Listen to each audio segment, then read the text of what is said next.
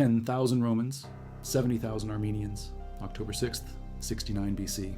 The numbers make no sense until you see what happened on that day near a river in the Armenian heartland. One general leads a force so small his enemy laughs. The other commands an empire stretching from the Black Sea to the Mediterranean. By sunset, one army no longer exists. The city burns. A king flees without his crown. And this is not legend.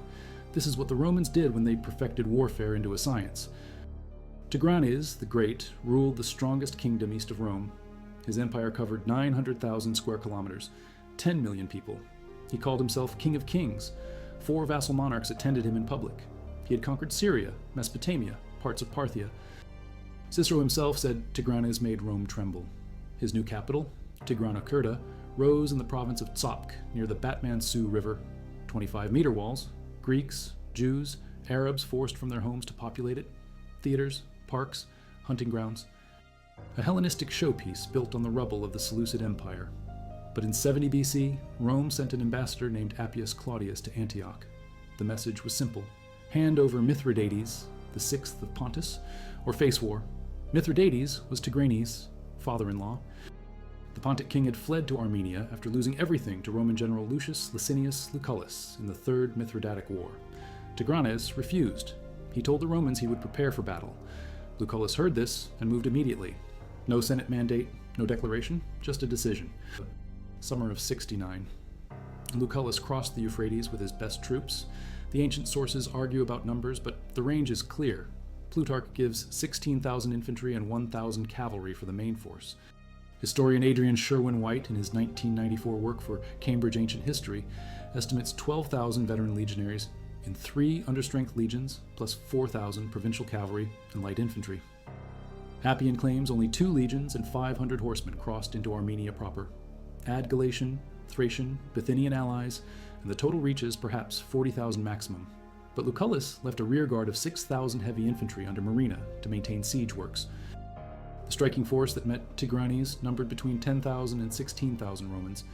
If you value documented ancient military history like this, subscribe.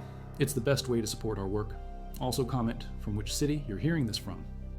This script is researched and factual, using sources from Plutarch's Life of Lucullus, written in the late 1st century CEE, cross-referenced with Appian's Mithridatic Wars from the 2nd century CE, and Adrian Sherwin-White's analysis published in the Cambridge Ancient History Volume 9 in 1994. The battle details come from multiple primary sources, including the Greek historian Phlegon of Tralles, whose fragments survive in the Byzantine compilation Photius. Now back to the information. Lucullus moved fast. So fast that Tigranes, busy crushing a rebellion in Syria, did not believe the first reports. When the truth arrived, he sent General Mithridates with 2,000 to 3,000 cavalry to slow the Roman advance. Sextilius, one of Lucullus' legates, commanded 1,600 Roman cavalry. They cut Mithridates' force to pieces. Total rout. The general died in the fighting.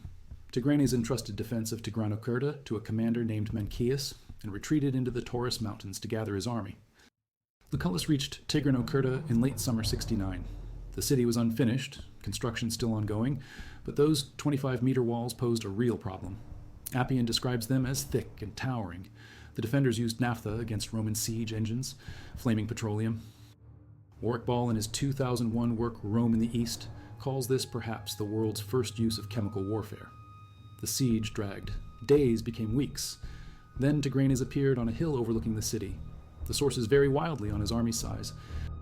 Plutarch claims Lucullus wrote to the Senate listing 20,000 slingers and archers, 55,000 cavalry including 17,000 armored cataphracts, 150,000 heavy infantry, 35,000 non-combatants, total 260,000. Appian inflates it further to 250,000 infantry and 50,000 cavalry. Eutropius goes absurd with 600,000 cataphracts and 100,000 infantry.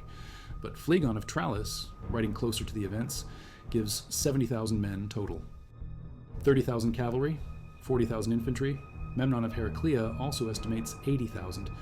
Modern historian Ruben Manasirian, in a 1985 analysis published in the Armenian Soviet Encyclopedia, settled on 80,000 to 100,000 as realistic. The truth hides in the middle. Tigranes ruled a vast empire. He could pull levies from Media, Mesopotamia, Syria, Parthian borderlands, the Caucasus, but most were untrained. Peasant troops. conscripts who had never faced Roman discipline. His strength lay in his cataphracts. Several thousand heavily armored cavalry, mail-covered horses, riders in full armor wielding lances. These were the shock troops that had terrorized the east. These were what made Tigranes confident. The city's inhabitants saw both armies. They had been dragged to Tigranocerta against their will. Greeks, Syrians, Mesopotamians torn from their homes. When Tigranes and his host came into view, Plutarch records that the foreigners standing on the walls greeted the Romans with shouts. They pointed at the Armenians, threatened them. Their loyalty had evaporated. October 6th, the date carried weight. Exactly 36 years earlier, on October 6th, 105 BC, the Battle of Arausio had destroyed 2 Roman armies. Cimbri and Teuton tribes annihilated 80,000 legionaries and 40,000 auxiliaries, worst Roman defeat in history until that point. The soldiers knew. They told Lucullus the day was cursed. Plutarch records his response word for word. "Verily, I will make this day, too, a lucky one for the Romans." He ordered battle. The 2 armies converged at the Batman-Sioux River. Tigranes positioned his force on the east bank. His army formed in 3 sections. 2 vassal kings commanded the flanks. Tigranes himself led the cataphracts in the center. The rest of his army stood before a hill. Lucullus kept 6,000 heavy infantry under Marina to continue the siege. He crossed to the river's west bank with his striking force. The historians Ross Cowan and Adam Hook in their 2007 work, Roman Battle Tactics, suggest Lucullus deployed in simplex aces, single-line formation, maximum frontage to counter the cavalry threat. Lucullus had planned a running charge. Standard Roman tactic against armies heavy with archers and slingers, minimize exposure time before close combat. But he stopped. He saw the cataphracts, thousands of them, armored horses, armored riders, lances. These would shatter a frontal charge. So he changed everything at the last moment. He ordered his Gallic and Thracian cavalry to launch a diversionary attack against the cataphracts, draw their attention, fix them in place. While the cataphracts focused on the cavalry threat, Lucullus formed 2 cohorts into maniples, smaller, more flexible units. He ordered them to ford the river. The objective was outflanking, circle counterclockwise around the hill, hit the cataphracts from behind. Lucullus led on foot, not from horseback. On foot with his men, they crossed. They climbed. When they reached the hilltop, Lucullus screamed to boost morale. "The day is ours, the day is ours, my fellow soldiers."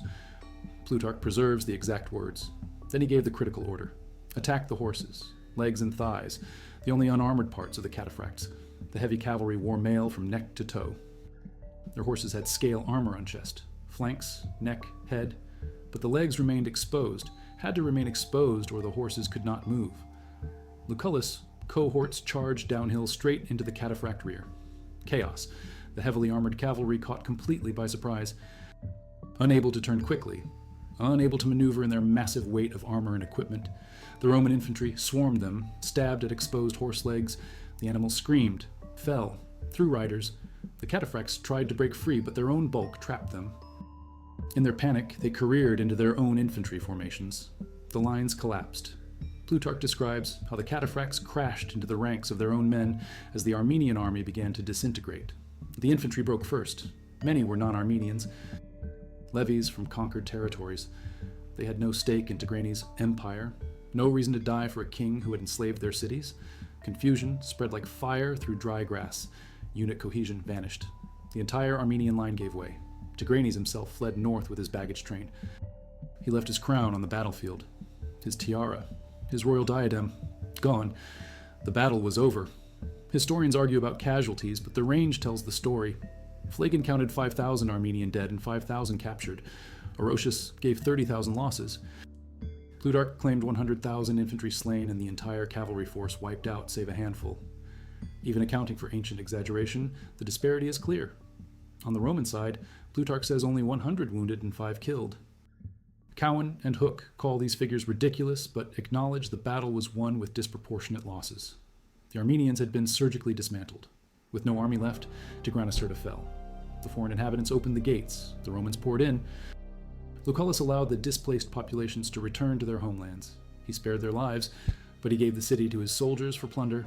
Total sack. The royal treasury alone held 8,000 talents in gold. Each Roman soldier received 800 drachmas as his share. The wealth was staggering. The city burned. Most sources agree it was deliberately destroyed. The battle proved a principle. Numbers mean nothing against discipline. Tigranes had commanded perhaps 70,000 to 100,000 troops. Lucullus fought with 10,000 to 16,000, a ratio of 7 to 1 or worse. Yet the Romans shattered the Armenian host in less than a day through superior tactics, training, and the devastating exploitation of a single weak point in enemy armor. But the victory was tactical, not strategic. Tigranes retreated north to his ancestral capital at Arrogance. He gathered another army. Mithridates joined him. In summer 68 BC, Lucullus marched north through the Anti-Taurus range. The two sides met at the Arrogance River. Battle of Arrogance. Lucullus won again. But his troops had been campaigning for years. They had marched 960 miles, fought countless engagements, taken minimal plunder compared to the distances covered. When Lucullus ordered them to pursue Tigranes further into the Armenian mountains, they refused. Mutiny. Winter was coming early in the Armenian highlands. The legions would not march. Lucullus had no choice. He withdrew south, back into Arzanene, and from there moved into Old Assyria and northern Mesopotamia. He besieged Nisibis, the main Armenian fortress city and treasury in the region. The garrison commander was Tigranes' brother Guras. A Greek defense expert named Callimachus assisted him. The city had double brick walls and a moat, strong fortifications. Lucullus besieged it through autumn and into winter, 68 to 67 BC. During a terrible storm when defenders relaxed their guard, he launched a surprise night attack and captured the city and its treasury, but it made no difference strategically. While Lucullus was tied down at Nisibis, Mithridates suddenly returned to Pontus in spring 67. The Romans had left small detachments to hold the conquered territories. Mithridates caught several unaware. Roman legate Gaius Valerius Triarius took command of all forces in Pontus with 2 legions. He engaged Mithridates at the Battle of Zela. The Romans lost 7,000 casualties, 24 tribunes killed, 150 centurions dead. It was a disaster. Pontus returned to Mithridates' control. The defeats and the mutiny destroyed Lucullus' position. His young brother-in-law, Publius Clodius Pulcher, actively undermined his authority. Clodius was working for Pompey the Great, who wanted the eastern command. The troops refused to obey Lucullus. The Senate recalled him. In 66 BC, they sent Pompey to finish the war. Pompey had 8 veteran legions, fresh troops, full supply lines. He marched into Pontus and engaged Mithridates at the Lycus River. Pompey crushed him. At least 10,000 Pontic casualties. Mithridates fled to Colchis, then across the Black Sea to the Crimea, where his son Machaerus ruled as a Roman client. Pompey did not pursue. Instead, Pompey turned to Armenia. Tigranes saw reality. Mithridates had lost. The war was over. When Pompey approached, Tigranes surrendered without a fight. 66 BC. He came to the Roman camp, removed his crown, and placed it at Pompey's feet. Pompey received him graciously. He restored Tigranes as king, but stripped him of all conquests. Syria gone, Mesopotamia gone, the Mediterranean coast gone. Armenia returned to its core territories. Tigranes became a Roman client. He ruled another decade under Roman supervision until his death around 55 BC. The Battle of Tigranocerta entered military textbooks. Niccolò Machiavelli analyzed it in The Art of War in the 16th century. He criticized Tigranes for over-reliance on cavalry. The Italian philosopher saw what the ancients saw. Heavy cavalry looks invincible until someone figures out the weak point. The Romans at Tigranocerta proved that armor has gaps, that mobility beats mass, that training trumps numbers, that a flanking maneuver executed with precision can collapse an army 10 times your size. The battle's lessons echoed through military history. Constantine I used similar tactics at the Battle of Turin. His lighter cavalry equipped with iron-tipped clubs charged the flanks of enemy cataphracts. The clubs knocked heavily armored riders from their horses. Same principle Lucullus used. Find the vulnerability, exploit it with speed and precision. The heavily armored opponent becomes a liability. Heat, exhaustion, immobility, inability to respond to rapid flanking movements. The cataphract as a military unit had dominated Eastern warfare for centuries. Parthians used them, Armenians used them, later the Sassanids used them. Romans eventually adopted their own version, the equites cataphractari, to counter Eastern cavalry.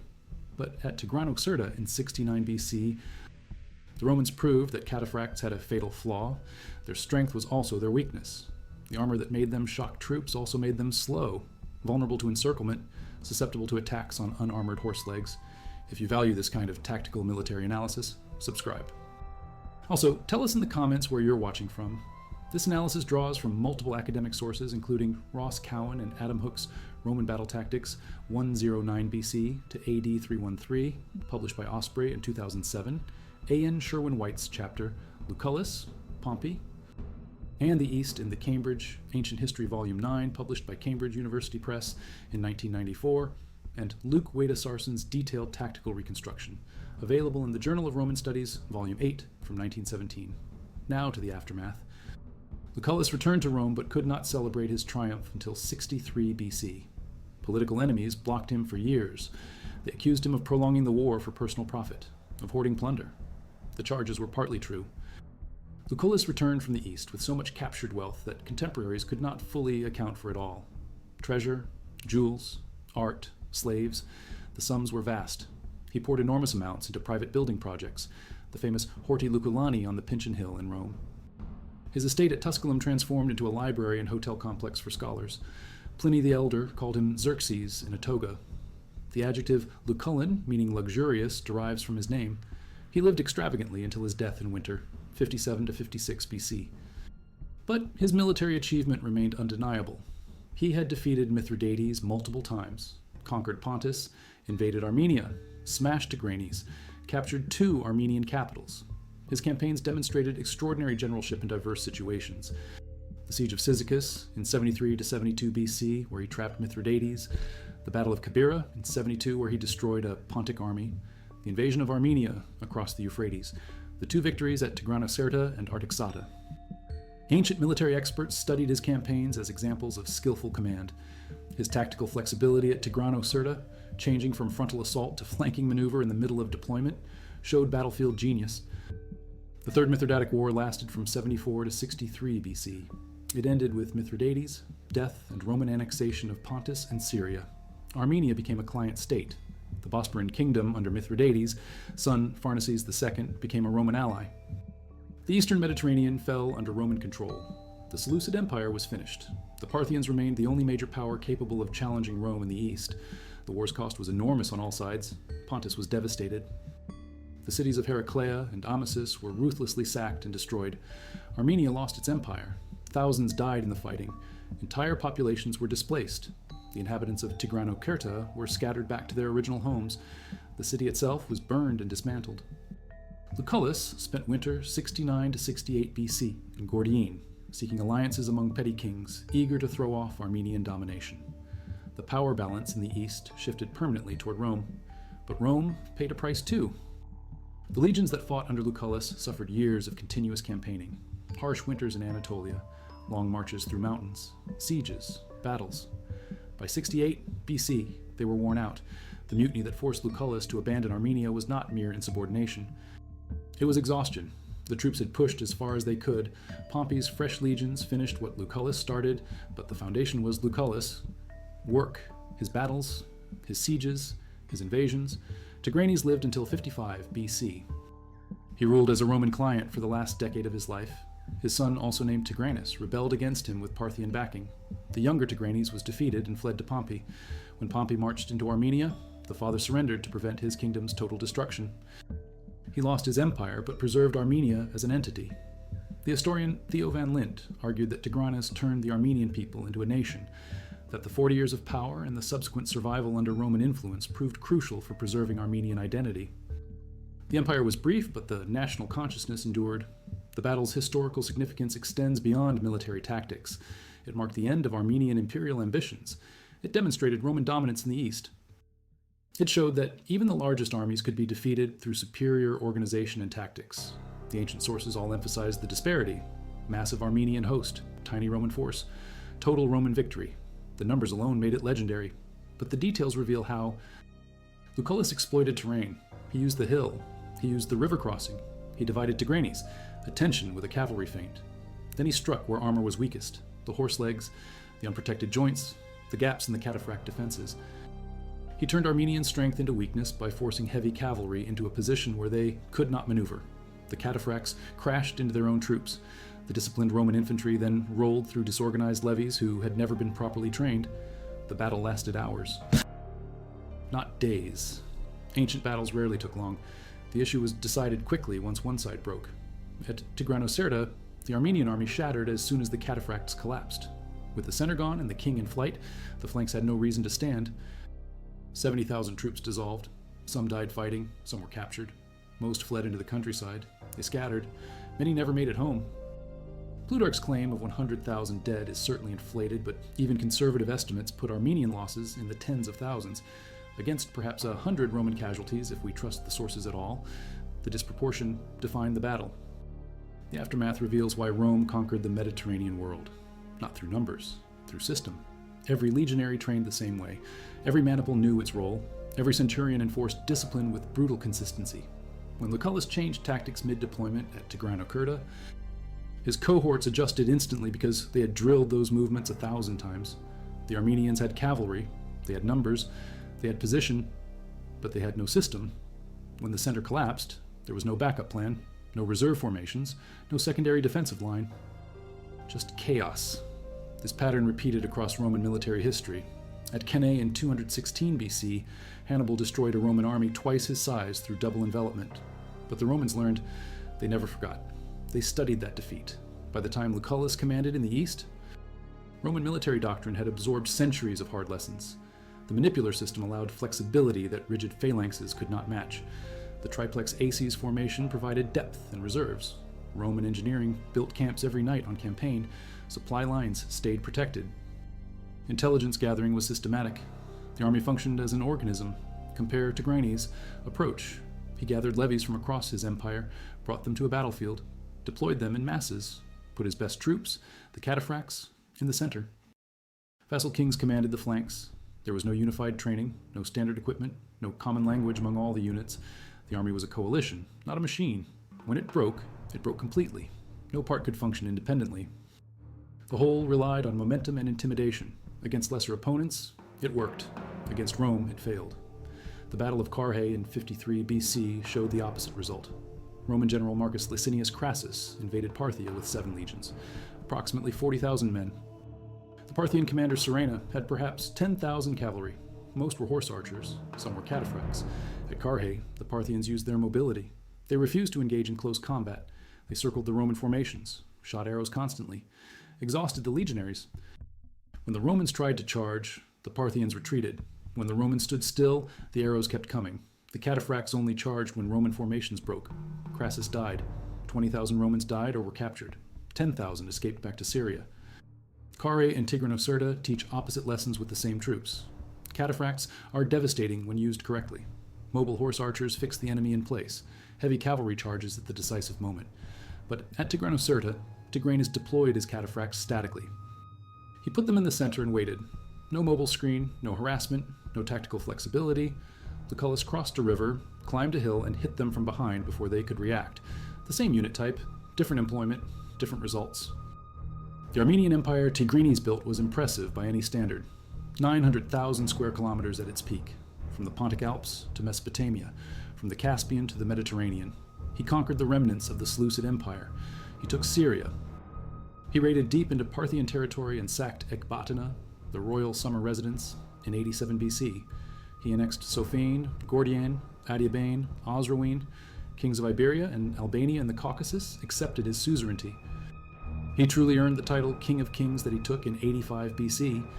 Even the Parthians, despite being his former overlords, did not use that title on their coins at the time.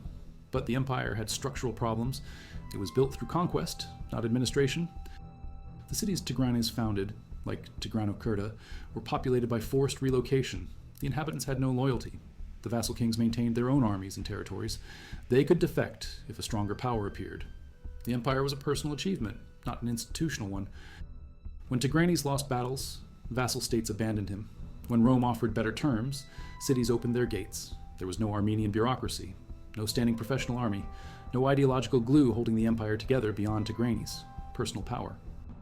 Rome, by contrast, had institutions, the Senate, the magistracies, the cursus honorum career path for ambitious men, the provincial system, client kings, colonies, citizenship grants, tax farming, roads, aqueducts, law codes, Latin language, spreading as a common tongue. Roman military service creating shared identity among diverse populations. When Lucullus left the east, the structures he created remained. Client kings loyal to Rome, garrisons in key cities, trade routes secured. The empire was built to last because it was built on systems, not personalities. Plutarch called Tigranes the most powerful and intelligent and most valiant of all Armenian kings. The medieval Armenian historian Movses Koronatsi said he glorified the nation. In Armenian folk tradition, he was identified with the Iranian hero Fragility, slayer of dragons, but Western scholarship largely adopted the Roman bias. Theodor Reineck in the early 20th century called him a coward and opportunist. The truth lies between. He was an effective ruler who unified Armenia and built a temporary empire through military force and political skill. But he was also unlucky in his timing and his alliances.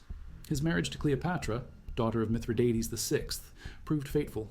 Mithridates drew Rome's full attention. When Mithridates fled to Armenia in 70 BC, Tigranes had a choice: hand him over and preserve his empire, or refuse and face Rome. He chose loyalty to family. That decision cost him everything. If Tigranes had surrendered Mithridates, would Rome have left Armenia alone? Probably not permanently. Rome was expanding east. Armenia lay between Rome and Parthia. Geography made conflict inevitable, but surrendering Mithridates might have delayed the war. Given Tigranes time to consolidate, changed the timing. Instead, the war came in 69 when Tigranes was at his peak, but before he had truly secured his conquests. Syria was still restive. The relocated populations in Tigranocerta had not integrated. Vassal kings remained semi-independent. The empire was impressive on maps, but fragile in practice. One major defeat cracked it, 2 defeats shattered it. By 66 BC, when Pompey arrived, Tigranes' new resistance was futile. He negotiated survival. He kept Armenia itself, lost the empire, but preserved the kingdom.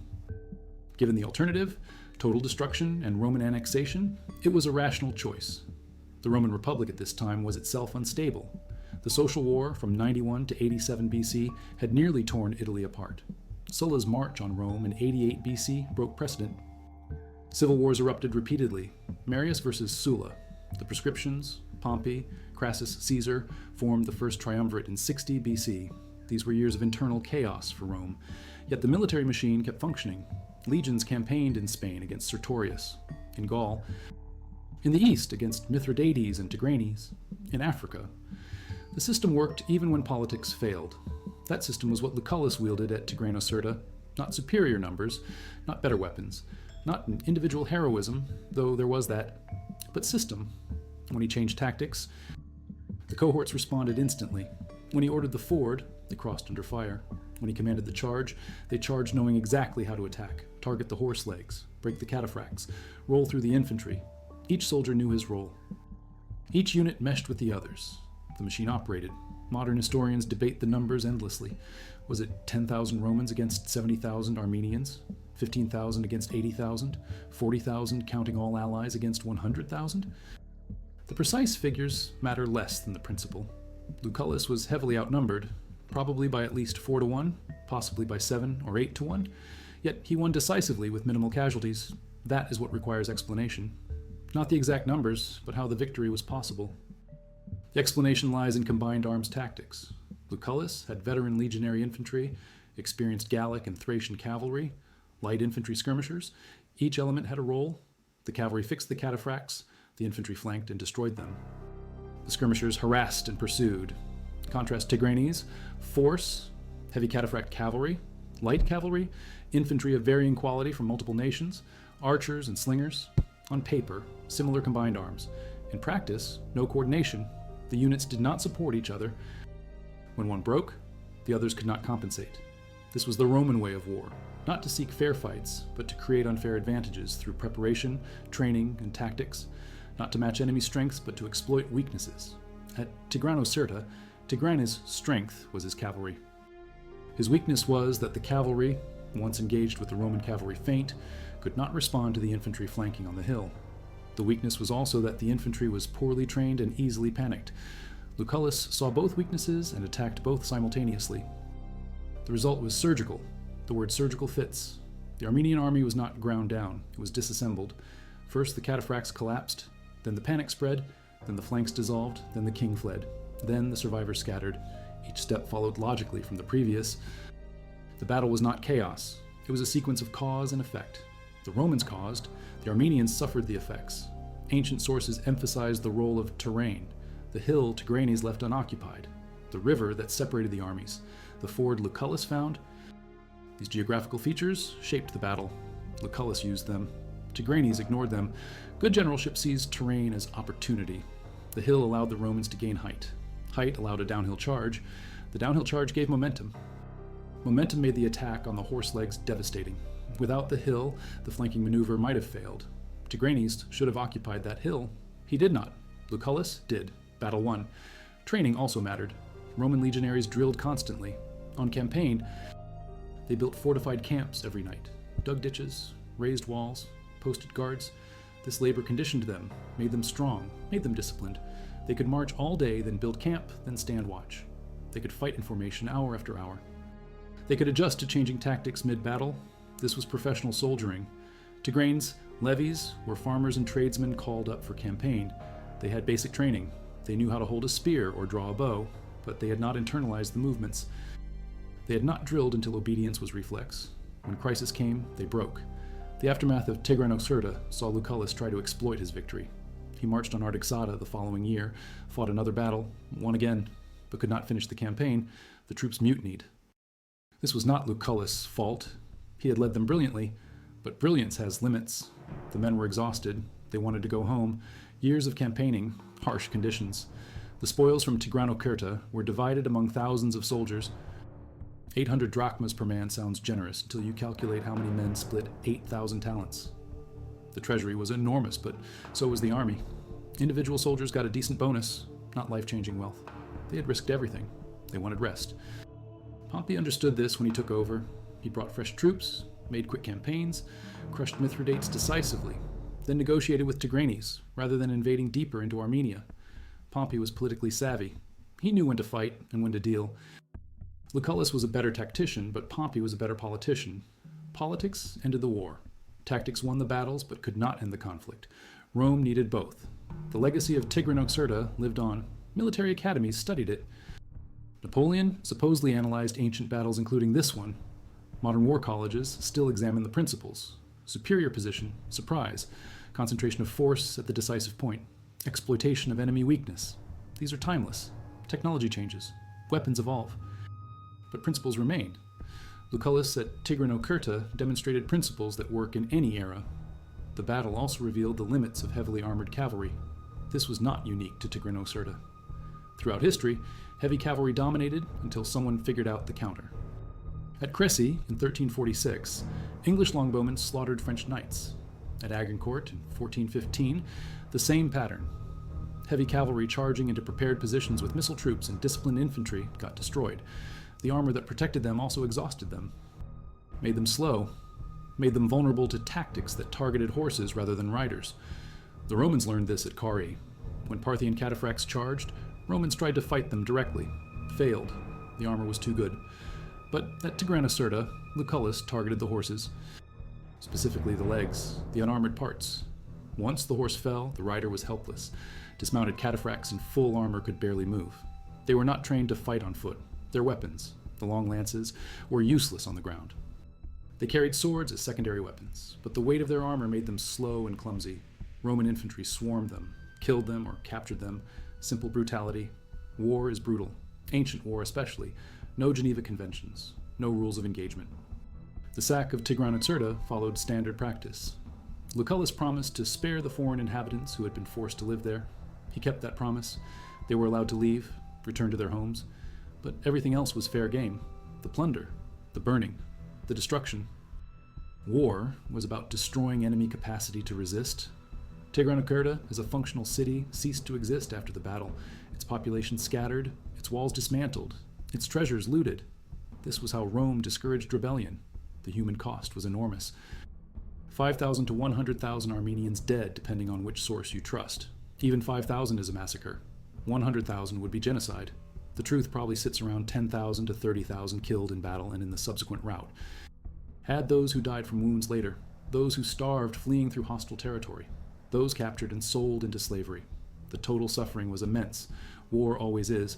Tigranes survived. That itself was noteworthy. Many defeated kings died in battle or were executed after. Tigranes fled successfully, regrouped, fought again, lost again, then negotiated survival. He showed political skill, knew when to fight and when to yield. His final years as a Roman client were a come down from being king of kings. But he lived. His kingdom survived in reduced form. Armenia endured. In the long view, that mattered more than temporary empire. The Roman Republic did not survive. Within a generation of Tigranocerta, it was dead. Caesar crossed the Rubicon in 49 BC. Civil war, Pompey versus Caesar. Caesar won. Then Caesar was assassinated in 44 BC. More civil war. Octavian emerged as Augustus, first emperor, in 27 BC. The republic that Lucullus fought for ceased to exist. The empire that replaced it lasted centuries. But the military system remained. The legions, the discipline, and the tactics, those outlived the republic. Armenia's fate was to be caught between empires, Rome and Parthia, later Rome and Sasanian Persia, later Byzantine Empire and various Islamic caliphates, later Ottoman Empire and Russian Empire. The geography never changed. The mountain kingdom between greater powers. Tigranes' brief empire was the exception. The 40 years when Armenia was the regional power. It never happened again, but the memory persisted. Tigranes remained Armenia's greatest king.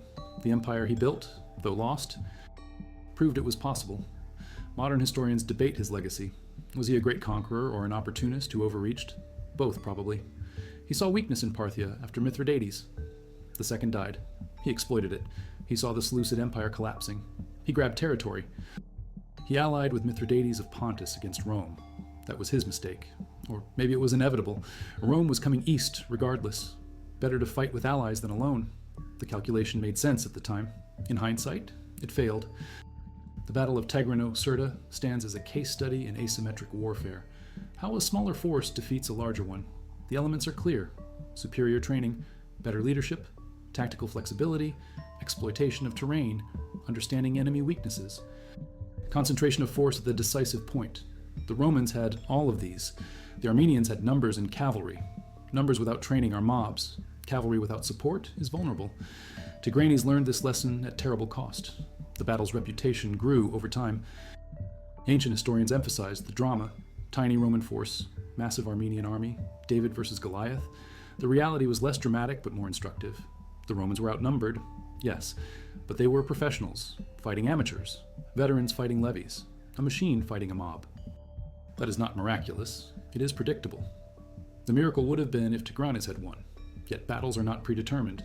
Tigranes could have won if he had occupied that hill, if he had sent scouts to monitor Roman movements, if he had held his cataphracts in reserve rather than deploying them statically, if he had better infantry, if he had unified command structure, if.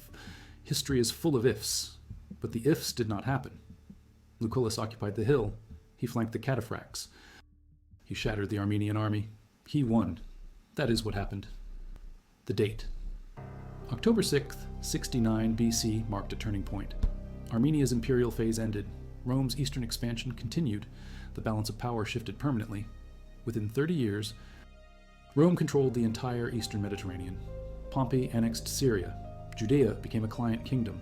Parthia remained independent, but checked. The Roman Empire in the east was born from campaigns like Lucullus, battles like Tigranocerta. Small engagements by later standards, but decisive in their moment. The soldiers who fought that day are forgotten. We know some commanders' names: Lucullus, Tigranes, Sextilius, Marina, but the legionaries who forded the river and charged the hill are anonymous. The Armenian cataphracts who died are nameless. The infantry who broke and fled are lost to history. Only their actions remain, only the outcome. 10,000 Romans destroyed 70,000 Armenians.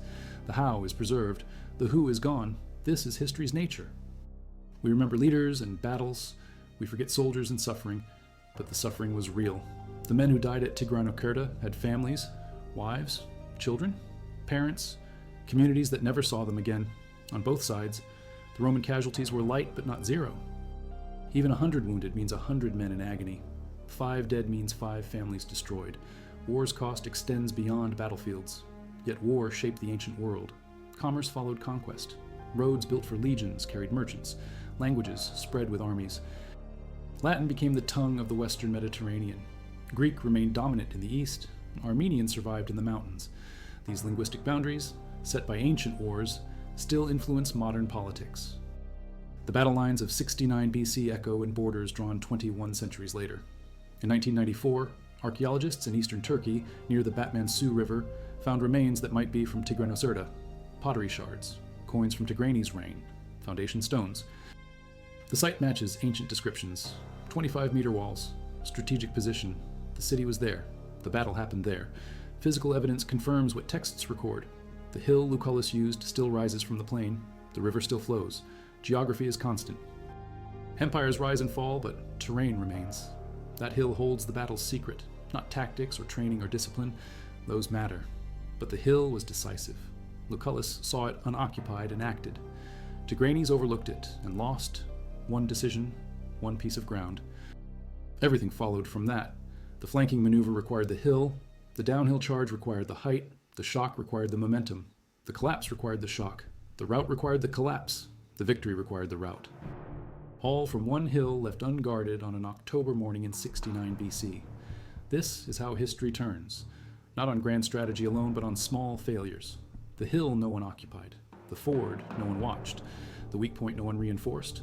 Tigranes commanded the largest army in the east. He controlled an empire. He wore the title King of Kings, but he missed the hill. Lucullus saw it. Battle over, empire over. That hill decided everything.